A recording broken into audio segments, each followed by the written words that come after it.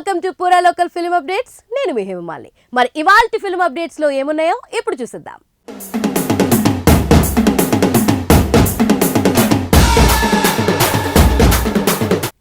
వదినమ్మ ప్రేమ ముందు పెన్ను ఖరీదు ఏ పాటిది?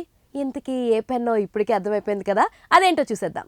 కనీసం 2 రోజులకోసారి అభిమానులకు కిక్కిచ్చే వీడియో రానిదే సోషల్ మీడియాలో పొద్దుగడడం లేదు.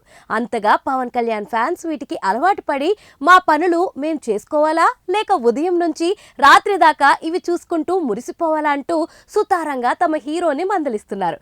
ఇలా అనుకుంటూ ఉండగా మరొకటి వచ్చేసింది. వదినమ్మ సురేఖ మరిది పవన్ కు స్వయంగా ఒక పెన్నుని బహుమతిగా అందజేసి తర్వాత అన్నయ్య చిరంజీవి భార్య అన్న సమక్షంలో ఒక తీపి జ్ఞాపకాన్ని భద్రపరచుకోవడం సగటు జనాలను సైతం కదిలించేలా ఉంది. ఇంతకీ ఆ పెన్ను విశేషమేంటో ఇప్పుడు చూద్దాం.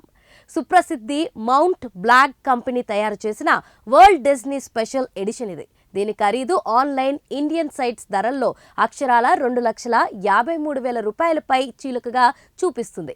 కొన్ని ఓవర్సీస్ స్టేట్స్లో ఎలాంటి ప్రత్యేకమైన ప్యాకింగ్ లేనిది $985 ఉంది. అలా చూసుకున్నా 90,000 రూపాయల పైమాటే.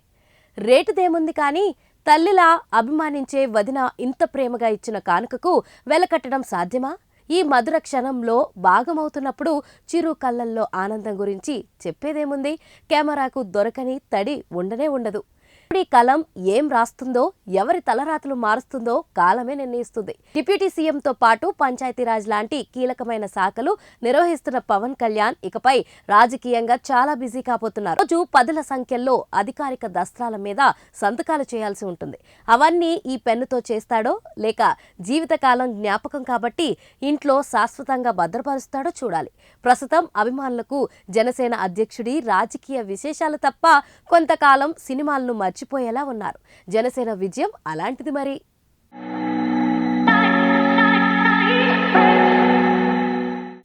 సో నెక్స్ట్ ఫిల్మ్ అప్డేట్ ఏంటో చూసేద్దాం.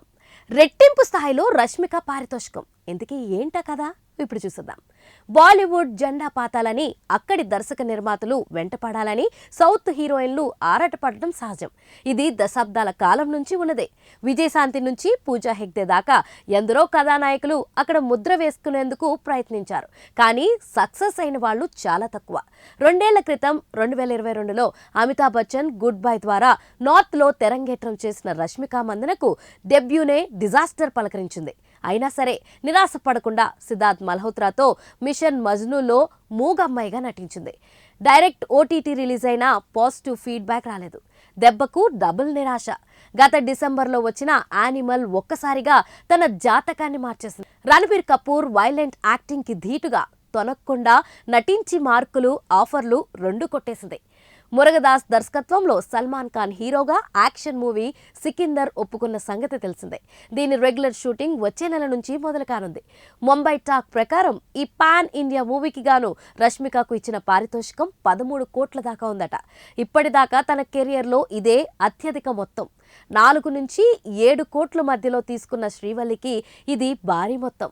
సల్మాన్ అంతటి సీనియర్ మోస్ట్ సరసన ఓకే చెప్పడానికి ఇది కూడా ఒక కారణమై ఉండొచ్చు. ప్రస్తుతం Pushpa 2, the rule, Kubera, the girl friend తో తెలుగులో చేస్తున్న రష్మిక మందన హిందీలో విక్కీ కౌశల్తో చావా అనే చారిత్రాత్మక సినిమా చేస్తుంది.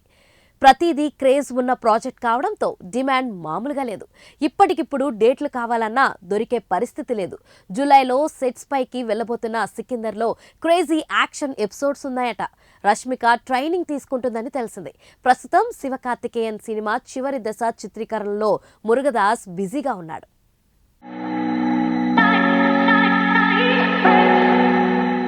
నెక్స్ట్ అప్డేట్ ఏంటో తెలుసా? పుష్ప 2 వాయిదాలో కొత్త కోణం. ఇంతకీ ఏంటా కొత్త కోణం? నన్నండి చూసేద్దాం. అల్లు అర్జున్ సుకుమార్ల క్రేజీ మూవీ పుష్ప 2 ఆగస్టు 15 నుంచి వాయిదా పడడంలో ఇక ఎలాంటి సందేహాలు పెట్టుకోవాల్సిన పని లేదు. ఆ డేట్కు డబుల్ స్మార్ట్ సినిమాను షెడ్యూల్ చేయడంతోనే ఇండస్ట్రీలో కూడా ఈ విషయంపై ఒక క్లారిటీ వచ్చేసిందని అర్థమవుతుంది. ఇప్పటికే పుష్ప 2 కోసం ఫ్యాన్స్ చాలా కాలం ఎదురు చూశారు.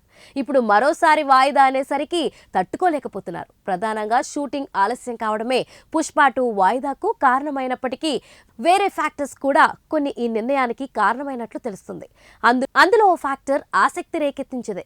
అల్లు అర్జున్ మీద ఇటీవల పెరిగిన నెగిటివిటీ దృష్ట్యా ఇప్పుడిప్పుడే పుష్ప 2ను రిలీజ్ చేయడం అంత మంచిది కాదనే చర్చ యూనిట్ వర్గాల్లో జరిగినట్లు సమాచారం. ఇటీవల ఆంధ్రప్రదేశ్ అసెంబ్లీ ఎన్నికల్లో అల్లు అర్జున్ తన మిత్రుడైన శిల్పా రవికి ప్రచారం చేయడం ఎంత దుమారం రేపిందో తెలిసిందే.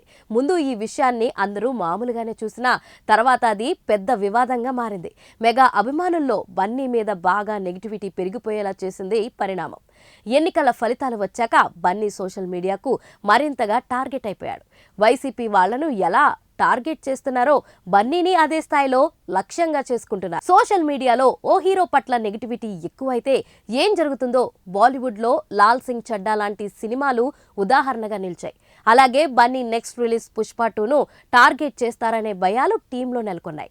ఏపీ తెలంగాణలో సినిమా వసూళ్ల మీద ఈ నెగిటివిటీ ప్రభావం చూపుతుందని, అందుకే కొన్ని నెలలు వేచి చూస్తే ఆలోపు అంతా సర్దుకుంటుందని, ఆ కోణంలో సినిమాను వాయిదా వేయడం మంచిదే అనే చర్చ పుష్ప 2 టీం వర్గాల్లో జరిగినట్లు ప్రచారంలో ఉంది.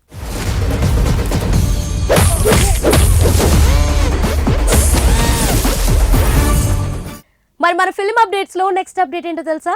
నాని అండ్ వేణు వీళ్ళిద్దరి మధ్యన ఏం జరిగిందబ్బా? ఇంతకీ ఏం జరిగిందో మీకు కూడా తెలియదు కదా, అదేంటో ఇప్పుడు చెప్పిస్తాను, చూసేసేయండి.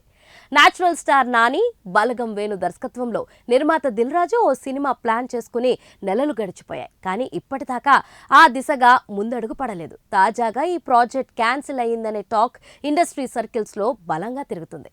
అంతర్గత వర్గాల నుంచి వినిపిస్తున్న సమాచారం మేరకు వేణు తయారు చేసిన కథ గ్రామీణ నేపథ్యంలో విభిన్నంగా ఉన్నప్పటికీ దసరాకు త్వరలో శ్రీకాంత్ ఓదెల చేయబోయే చిత్రంలోని పాయింట్ కు కాస్త స్వరూపంగా ఉందనడంతో పాటు నెరేషన్ పరంగా పూర్తి స్థాయిలో ఏకాభిప్రాయం రాకపోవడం వలనే ఆగిందని తెలిసింది. అధికారికంగా వివరాలు తెలిసే ఛాన్స్ లేదు. ఎందుకంటే గతంలో దిల్ రాజు బయట ప్రైవేట్ ఈవెంట్స్ లో దీని గురించి చూచాయిగా చెప్పారు తప్పించి అఫీషియల్ గా లాంచ్ చేయలేదు. ఆయన ప్రస్తుతం సెలవుల మీద అమెరికాలో ఉండగా శిరీష్ ఇక్కడ వ్యవహారాలు చూసుకుంటున్నారు. ఎల్లమ్మ అనే వర్కింగ్ టైటిల్తో వేణు స్టోరీ రాసుకున్నాడు. పీరియాడిక్ డ్రామాలో 40 ఏళ్ల క్రితం ఓ గ్రామంలో జరిగిన నిజమైన ప్రేమ కథను స్ఫూర్తిగా తీసుకున్నారని వినికిడి. వైలెన్స్ తో పాటు ఎమోషన్స్ కూడా చాలా హెవీగా ఉందట. దానికి సూట్ అయ్యే అంశాలు ఉండకపోవచ్చు. సో వేణు మంచి ఛాన్స్ మిస్ అయినట్లే. బలగం తర్వాత ఒక పెద్ద హీరోతో చేయాలని పట్టుదలగా ఉన్న వేణుకి ఒకవేళ ఇది నిజంగా క్యాన్సిల్ అయిన పక్షంలో ఎవరితో చేస్తాడనేది సస్పెన్స్ గానే ఉంది. ఇప్పటికే ఏడాది గడిచింది. ఎవరితో సినిమా చేసినా షూటింగ్ విడుదలకు ఎంత లేదన్నా ఏడాదికి పైనే పడుతుంది. మన మనసులో ఇతర ఆప్షన్లు ఎవరు ఉన్నారో వేచి చూడాలి. ప్రస్తుతం మీడియం రేంజ్ హీరోలు సైతం 2 ఏళ్ల దాకా ఖాళీ లేని పరిస్థితి నెలకొంది. సుజిత్ కూడా అనూహ్యంగా ఉంది కాబట్టి సరిపోదా శనివారం తర్వాత నాని చేసేది శ్రీకాంత్ ప్రాజెక్టే కావచ్చు.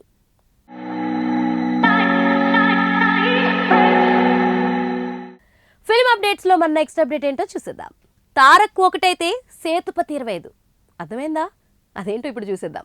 Tollywood super star junior NTR, Kollywood విలక్షణ నటుడు విజయ్ సేతుపతి మధ్య ఓ ఆసక్తికర పోలిక ఇప్పుడు సోషల్ మీడియాలో చర్చనీయాంశంగా మారింది.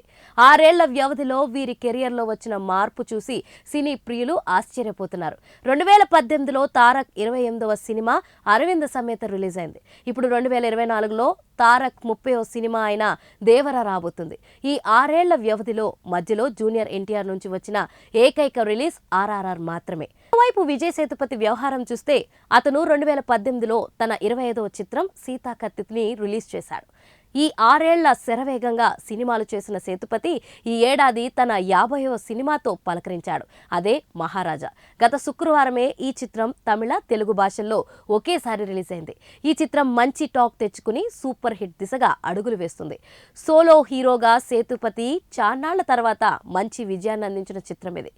సినిమా ఫలితాలను పక్కన పెడితే సేతుపతి గ్యాప్ లేకుండా సినిమాలు చేసుకుంటూ పోతుంటాడు. విలన్, క్యారెక్టర్ రోల్స్ ఏమైనా చేస్తాడు. అందుకే ఏడాదికి 5 సినిమాలకు తక్కువ కాకుండా రిలీజ్ అవుతుంటాయి. కాబట్టే 6 ఏళ్ల వ్యవధిలో 25 సినిమాలు లాగించేశాడు. అతడికి భారీ సినిమాలు చేసే తారక్కు పోలిక పెట్టడం కరెక్ట్ కాదు, కానీ ఈ మధ్య తారక్ ఒక సినిమాకు మరీ ఎక్కువ టైం తీసుకున్నాడని అభిమానులు ఆవేదన వ్యక్తం చేస్తున్నారు. ఆర్ఆర్ఆర్ సినిమా అంటే రాజమౌళిది కాబట్టి ఆలస్యం కావడాన్ని అర్థం చేసుకోవచ్చు, కానీ దేవరా కోసం కూడా 3 ఏళ్ల టైం పట్టడం వారికి రుచించడం లేదు. అందుకే సేతుపతి కెరియర్తో పోలిక పెట్టుకుని తారక్ పట్ల తమ అసహనాన్ని చూపిస్తున్నారు.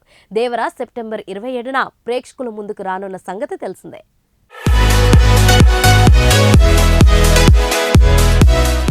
సో చూశారు కదా, ఇదండి ఇవాల్టి ఫిల్మ్ అప్డేట్స్. మరిన్ని ఇంట్రెస్టింగ్ ఫిల్మ్ అప్డేట్స్తో మళ్ళీ కలుసుకుందాం. అప్పటి వరకు చూస్తూనే ఉండండి పూరా local. This is your Hemamali signing off. By.